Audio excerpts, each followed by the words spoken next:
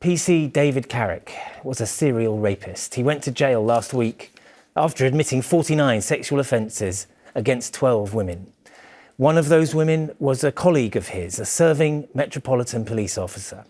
The woman, whose name we've changed to Michelle to protect her identity, said she didn't feel able to report it because of what she describes as a dismissive culture at the Met.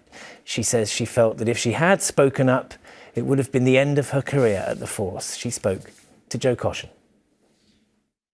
Came across as a really charming, friendly guy, but he was also a bit of a womaniser. He'd slap the backside of a female WPC. He had a massive ego.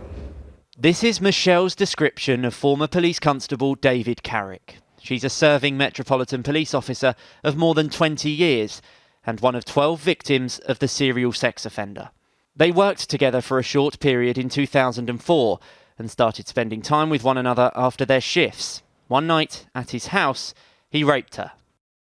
I could remember everything, so I could remember even the colour of his curtains. So it was a case of, it was buried, but it was still something I could recall. I think it has affected me. I'm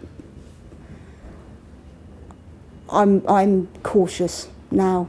Michelle has lived with and continued to work with this secret for nearly 2 decades, while climbing the ranks to a specialist role in the force. Did you consider telling your employer what happened? No, it's quite frankly, I would like to have done it, but it was never going to happen. Mud sticks, reputation sticks, you're going to go through the forces. She's alleged rape. No one's going to want you in their unit, that's for sure.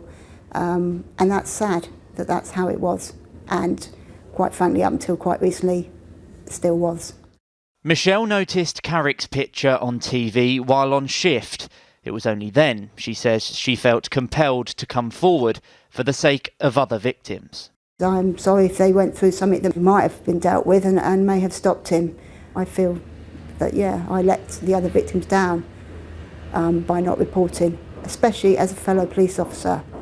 Carrick will be sentenced over 2 days at Southwark Crown Court next month, where Michelle hopes he will be told he'll spend the rest of his life in prison. What a brave woman you spoke to today, Joe. What has the Commissioner had to say about her testimony? Well, so Mark Rowley had a one-to-one meeting with Michelle ahead of our interview, and he told her that he acknowledged that it would have been difficult to report what's happened to her at the time. He would not appear on camera to talk about this with us today, but told us in a statement that he commended her bravery, adding that they are determined not only to root out those who corrupt the Met, but to do everything they can to ensure women, both those who work at the Met and Londoners, have more confidence to report domestic and sexual abuse. Michelle wants to stress there are many good men and women in the force, but believes there are other people like Carrick still working there. She does think Rowley is the man to change the culture at the Metropolitan Police, but says it's going to take a very long time.